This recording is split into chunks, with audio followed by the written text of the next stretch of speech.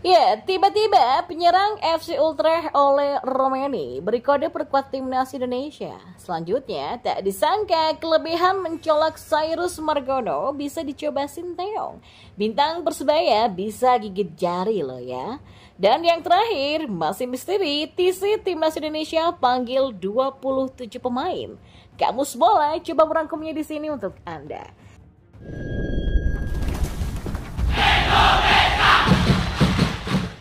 Ya, pasang jam pasir di story Instagramnya. Apakah ini tanda penyerang dari FC Utrecht yang bernama Ole Romeni segera memperkuat timnas Indonesia?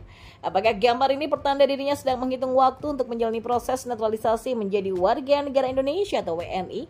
Ya, dalam beberapa minggu terakhir, nama Ole Romeni muncul ke permukaan. Pesepak bola yang punya keturunan Indonesia dari sang nenek ini kencang dikabarkan sudah masuk ke radar PSSI untuk dinaturalisasi.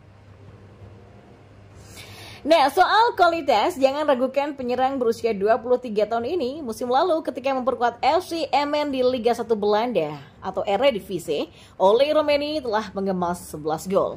Jumlah 11 gol masuk kategori yang mumpuni mengingat kerasnya persaingan di kasta teratas sepak bola Belanda. Lalu bagaimana dengan musim ini?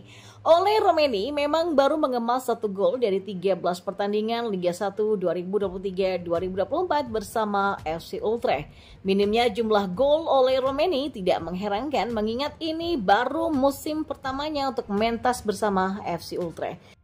Iya, tentunya membutuhkan waktu adaptasi agar nyetel dengan para pemain FC Utrecht yang lainnya. Potensi Ole Romeni memperkuat timnas Indonesia juga sangatlah besar, mengingat sejumlah pemain keturunan lain seperti Martin Paes dan Ragnar Oratmangun saling follow dengannya di Instagram. Ya, bahkan baru-baru ini Ole bisa meninggalkan komentar di unggahan terbaru Ragnar Oratmangun. Karena itulah bukan tak mungkin Ragnar Oratmangun bisa berperan sebagai agen agar Ole Romeni mau memperkuat timnas Indonesia. Jika Ole Romeni di luar dugaan diperkenalkan Ketua Umum PSSI Erick Thohir pada FIFA Matchday pada Maret 2024 nanti, maka tenaganya diharapkan sudah bisa diandalkan ketika timnas Indonesia menjamu Irak dan Filipina di lanjutan kualifikasi Piala Dunia 2026 zona Asia pada 6 dan 11 Juni 2024. Ya, kemenangan atas Irak dan Filipina memang dibutuhkan timnas Indonesia di luar hasil maksimal kontra Vietnam pada 21 dan 26 Maret 2024 demi menyegel tempat di babak ketiga kualifikasi Piala Dunia 2026 zona Asia. Dan informasi bola yang lainnya. Ya, kelebihan mencolok timnas Indonesia jika naturalisasi Cyrus Margono, bintang Persebaya Surabaya kans dibuat gigit jari. Nah, dilansir dari tribunwow.com, posisi penjaga gawang menjadi satu di antara fokus pelatih timnas Indonesia Sinteyong. Beberapa nama bermunculan masuk ke dalam listing pemain bidikan naturalisasi timnas Indonesia, di mana satu di antaranya adalah kiper kelahiran Amerika Serikat Cyrus Margono. Seperti diketahui, Cyrus Margono memiliki darah asli Indonesia yang berasal dari ayahnya. Darah asli Indonesia secara langsung itulah yang memudahkan jalan Cyrus Margono untuk bisa dinaturalisasi timnas Indonesia. Terbukti belum lama ini Cyrus mengabarkan tentang proses terkini naturalisasi yang ia lakukan. Ya, proses naturalisasi Cyrus Margono sekarang hampir selesai dan kini sudah sampai di Sekretariat Negara atau Setnek. Kabar itu diunggah Cyrus lewat akun Instastory pribadinya dengan menyematkan postingan sepatu bertuliskan inisial CM dan bendera Indonesia tepat di sampingnya. Ia juga turut menuliskan pesan pada unggahan tersebut.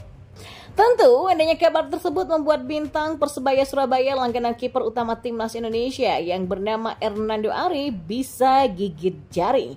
Mengingat setidaknya ada 7 kelebihan mencolok yang bisa didapatkan timnas Indonesia apabila sukses menaturalisasi Cyrus Margono.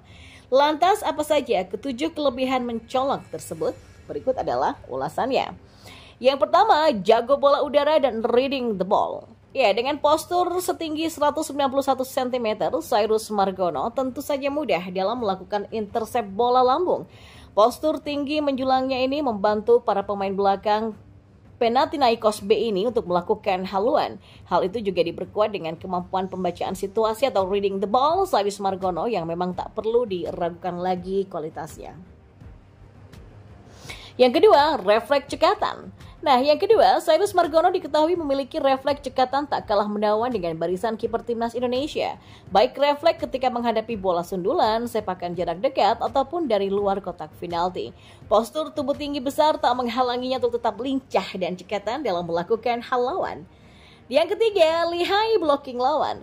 Ya, dengan postur besar dan menjulangnya, tak ayal jika sosok Cyrus Margono memiliki kelihayan dalam menutup pergerakan atau ruang tembak lawan ketika one on one.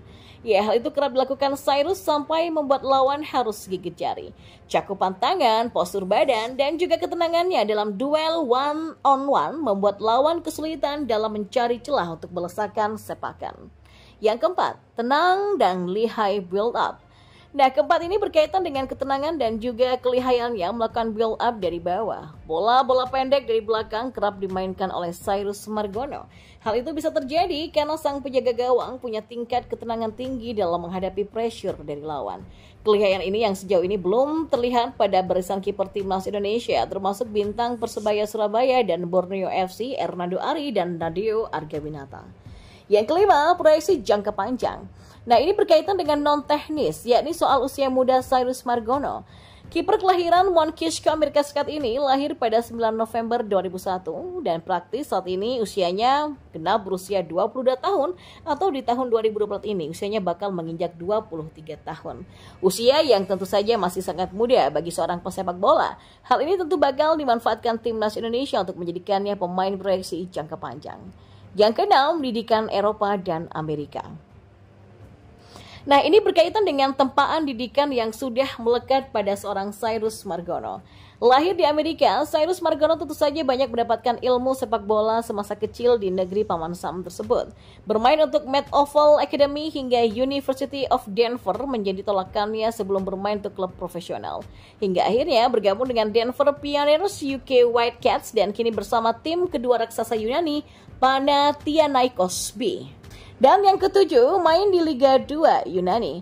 Kiprahnya bermain di Liga 2 Yunani tentu menguntungkan timnas Indonesia secara mental bermain seorang Cyrus Margono. Sejak didatangkan per 30 Agustus 2021 dari klub Amerika Serikat UK Wildcats, Cyrus Margono terus menjadi andalan di bawah Mister Panathinaikos B. Dan di musim ini di Liga 2 Yunani, Cyrus Margono mampu membukukan 1 kali clean sheet dengan catatan 12 kali kebobolan dari 8 pertandingan. Dan untuk statistik keseluruhan, Cyrus Margono mampu membukukan 3 kali clean sheet dengan kebobolan 24 kali dari 17 pertandingan dan 1.530 menit bermain. Dan yang terakhir, Ketua Badan Tim Nasional atau BTN Sumarji enggan membeberkan siapa saja pemain yang dipanggil ke TC Timnas Indonesia untuk kualifikasi Piala Dunia 2026.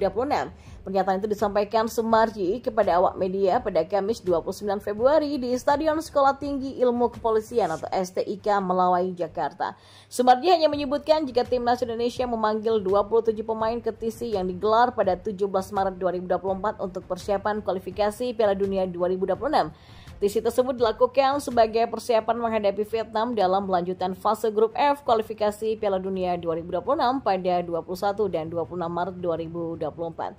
Ya, skuad Garuda lebih dulu menjamu Vietnam di Stadion Utama Gelora Bung Karno atau SUGBK pada 21 Maret sebelum bertandang pada 26 Maret 2024. Meski tak menjelaskan secara rinci siapa saja nama yang dipanggil Sinteyong, Sumarji memastikan satu hal terkait komposisi para pemainnya, bahwa pemain yang dipanggil tidak jauh berbeda dari komposisi pemain timnas Indonesia yang berlaga di Piala Asia 2023 lalu.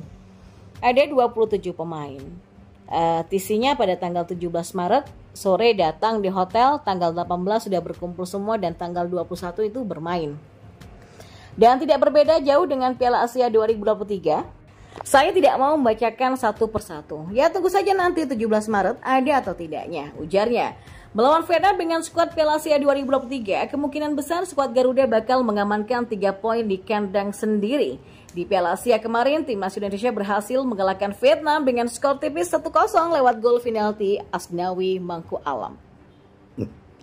Nah, hasil di 2 laga melawan Vietnam juga sangat penting bagi timnas Indonesia demi menjaga asa lolos ke putaran ketiga kualifikasi Piala Dunia 2026. Dan jika mampu menyapu bersih 2 laga melawan Vietnam, maka skuad Garuda hanya bisa cukup bernafas lega dengan 2 laga sisa lainnya.